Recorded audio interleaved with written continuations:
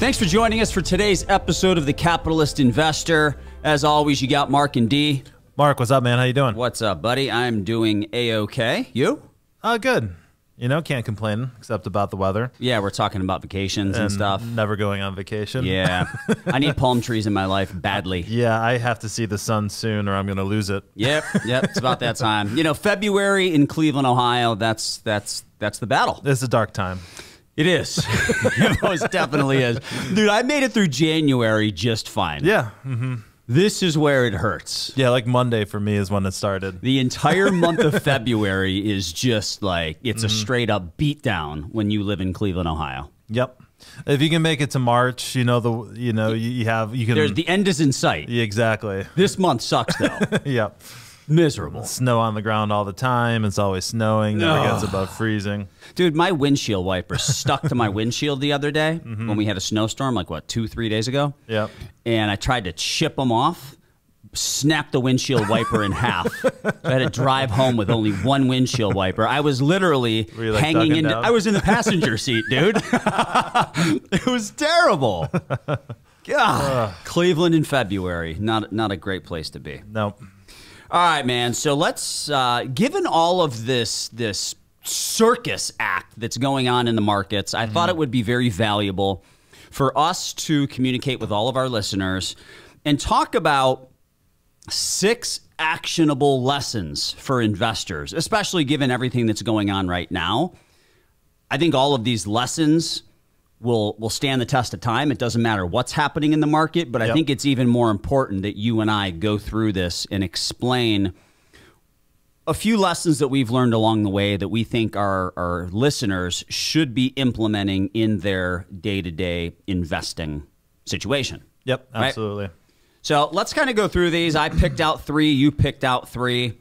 I'll go first. Okay. And then you can go with number 2, and we'll just keep going back and forth. So the first one I'm bringing to the table is nobody ever went broke taking a profit. Right? I don't know if you've been on the Reddit message boards, man, but dude, if you sell that stock, like they're not being very nice to you. No. All right. The nicest thing they will call you is paper hands, which is the opposite of diamond hands, I guess. Right? But nobody ever went broke taking a profit. If you were fortunate enough to get into GameStop at 20, 30, 50 bucks, and you watch the thing go up to the mid 400s, and then you watch it come all the way back down, like that's not fun. No. You left a lot of money on the table, right?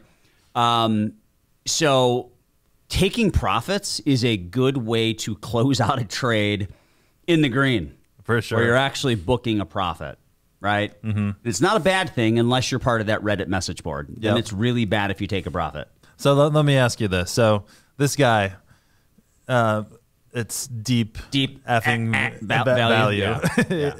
I think when GameStop was around $350 a share, allegedly he was worth on paper about $45 million. Do you think he is photoshopping his stuff now? Do you think he sold any along the way? See, so this is very interesting because this all boils down to a question of loyalty. Right? The camaraderie of this group essentially says that it's groupthink. You do what we're all doing. Right. And if we all continue to hold the line, diamond hands, all that stuff, everything's going to work out just fine. But that's not the reality of the situation. The weird thing is the only people that are making money are the ones who are double crossing the people that they're pretending to be loyal to. Absolutely. The ones who sold along the way. So I got to tell you, man, he'd be really foolish if he didn't take some profits along the way. Right? I really hope he did. I hope he did. Just too, a little man. bit, I hope he did. Little rainy too. day fund, right? Right. Just throw $1 million in the bank. I mean, there has to be some success stories that come out of this. There has to be. This can't all be tears. This can't all be stories about the people who got in at $300-400, who invested. I saw on the message board there were people who invested $1 million at $250. Right. I've never lost $500,000 in a day. Have you? No. I imagine that can't feel great, right?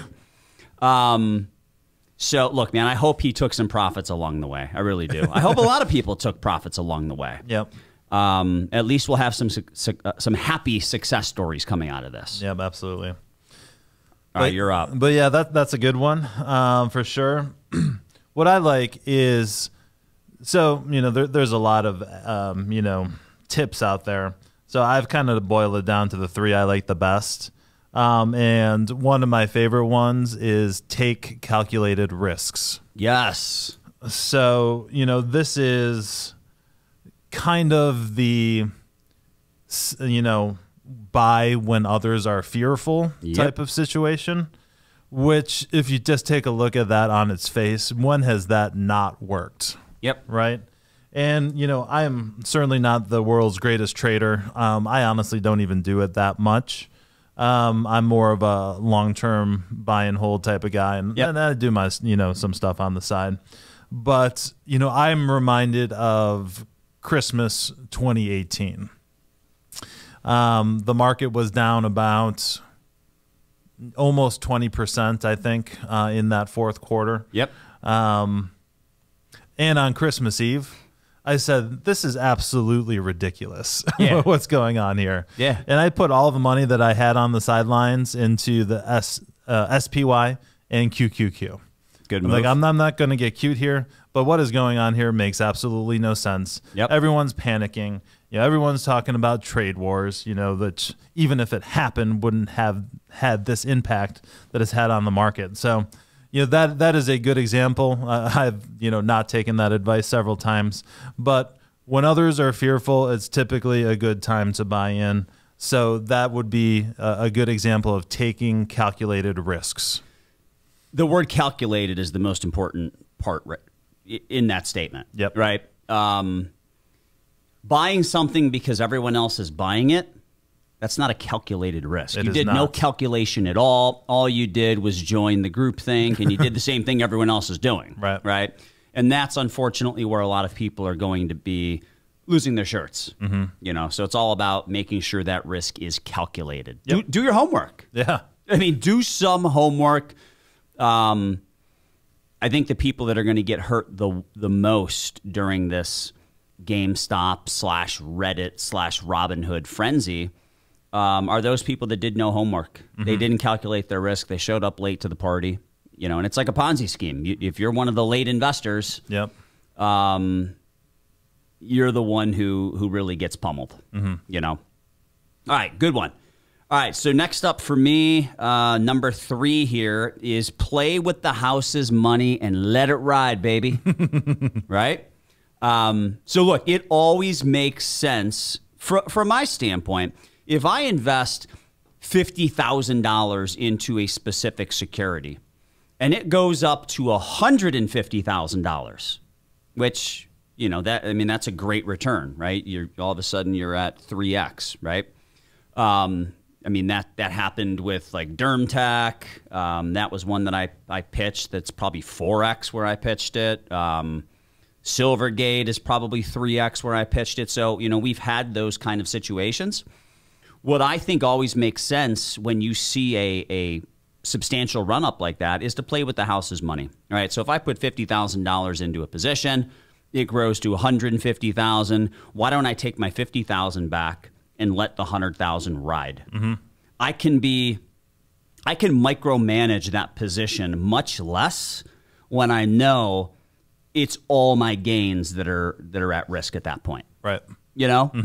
And if the thing were to lose 20% in a day, I'm not going to panic. I got all of my principal back. Right. You can stomach a little more volatility if you play the game that way. Right.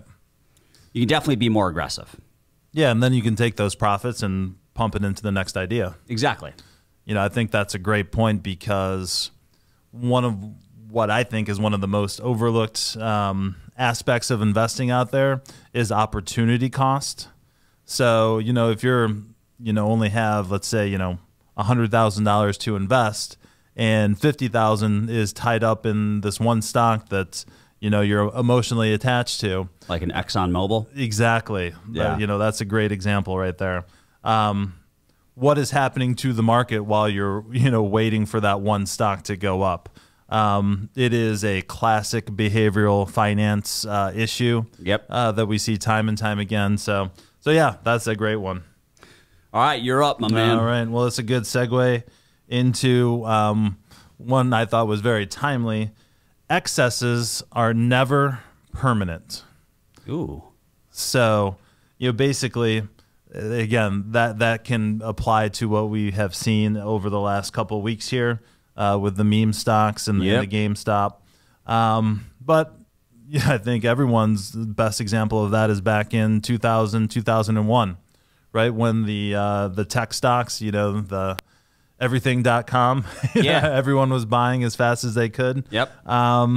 We saw that those valuations made no sense, and eventually everyone figured that out, and all of the excess of those stock price went away pretty darn quick. Yes. There can be a dislocation between the current stock price and the true intrinsic value for a short period of time. Right. Mm-hmm. Especially when it is a ridiculous dislocation, right? If it's a small dislocation, those can persist for years, right? But eventually, we always go back to the intrinsic value. Exactly. Right? And I think, that's part of what's been going on with GameStop, right? I mean, GameStop, look, I hope they survive, right? I mean, that's probably how you and I used to buy video games when we were 17 years old, right. It's really not how people buy video games anymore. They tend to download them. I hope the company succeeds. I hope the stock price eventually does better and better. It's not a 10 or $20 billion company right now, and that's the problem, right? So the only way the stock price stays high is if these investors really do hold the line, and they really do have diamond hands, and they really don't sell. Right. All right, good one. All right, my third one is begin with the end in mind, know your exit strategy. So, D, we always talk about how price matters. Right. Like, we're only willing to buy something. Like, in order for us to buy a stock, we have to love the story of the stock, right? Their growth story. What are they doing? What are the catalysts to take the stock higher? What's the total addressable market? Do we like the management team? We need to love the fundamentals of the company, but then we need to make sure it's priced properly. Right. And we're disciplined, so we are not willing to overpay for a stock. So we'll identify, maybe a stock's trading at $65. We love it, but we are not willing to pay more than $61 for it. Right. And we wait, and sometimes it falls into our lap, and we back up the truck. Other times, we miss it.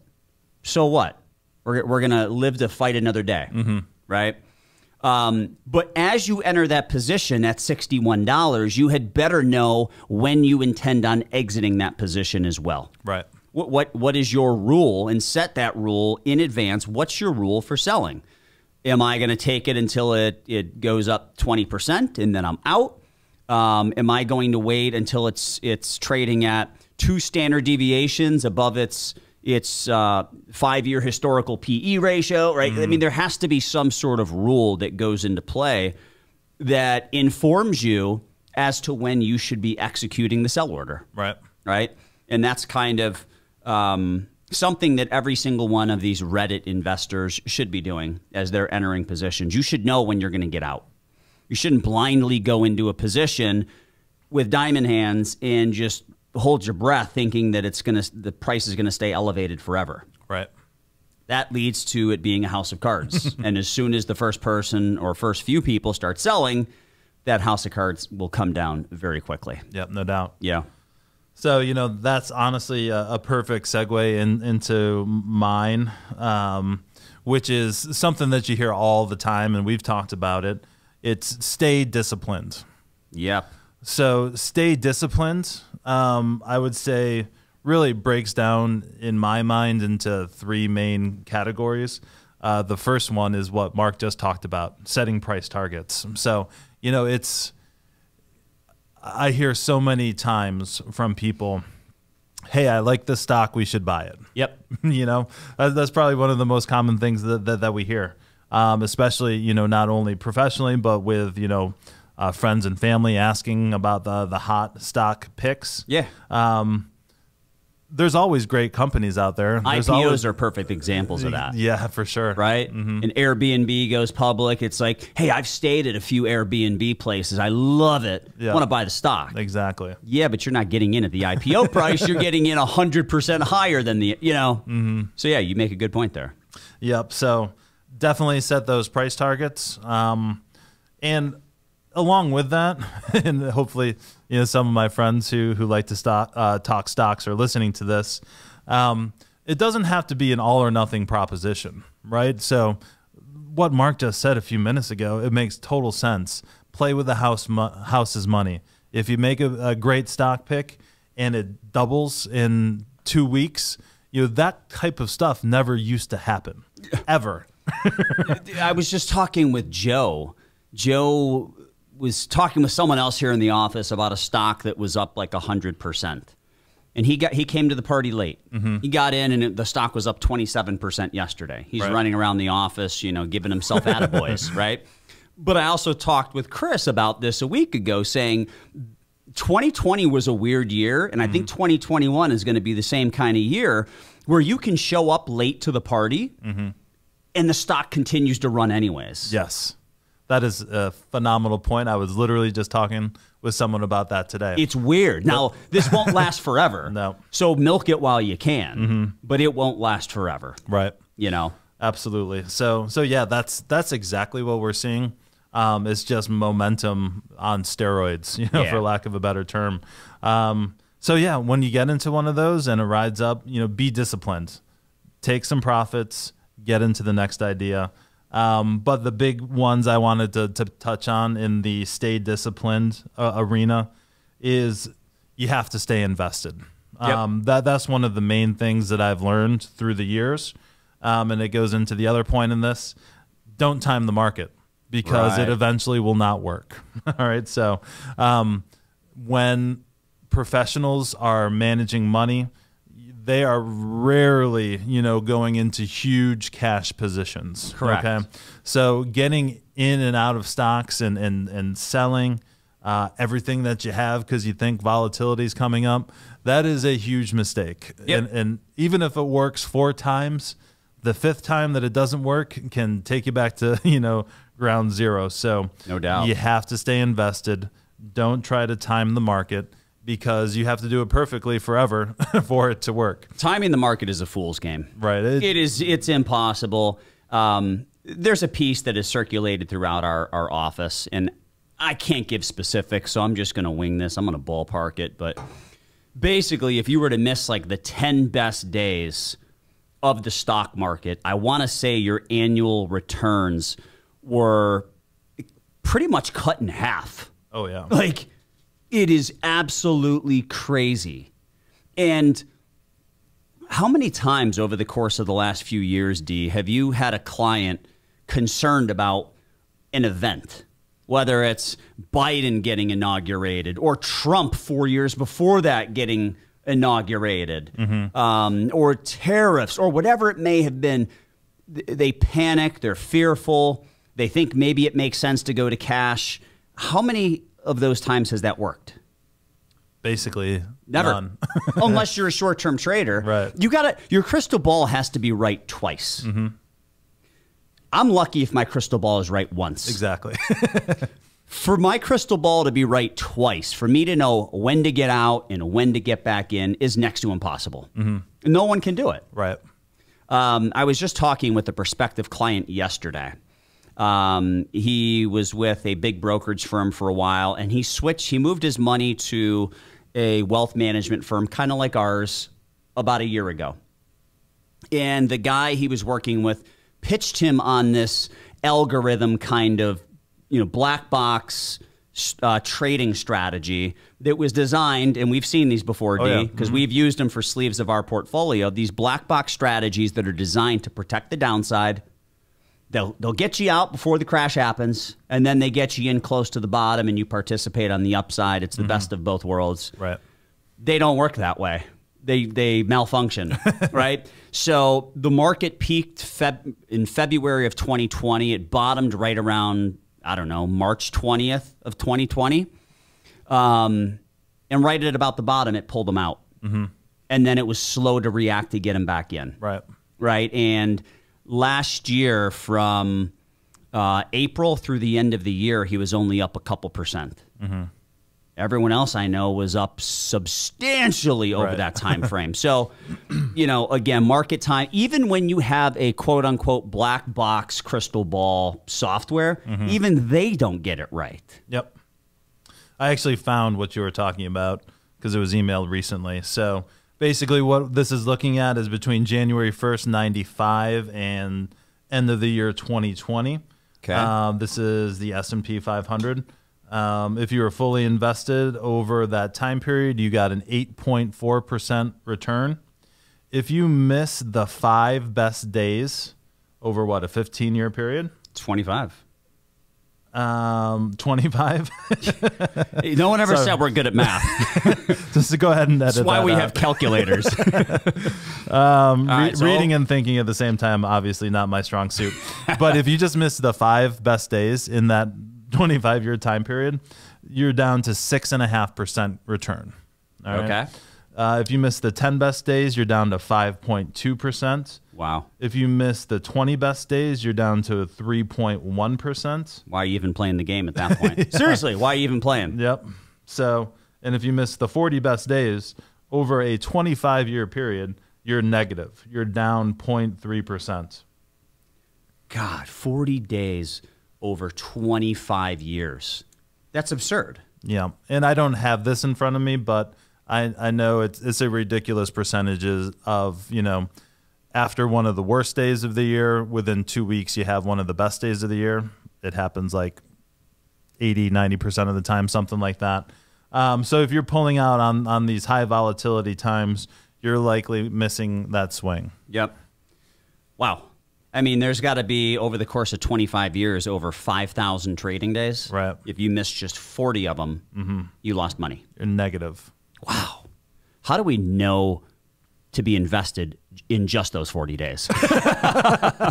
Where's that crystal ball? We'll get on Reddit and check it out. Yeah, Maybe they got it exactly. figured out. All right, man. Good stuff. Lesson learned, there is no crystal ball. You cannot time this stuff. Hope everyone enjoyed our 6 actionable lessons for investors. I think these are important forever.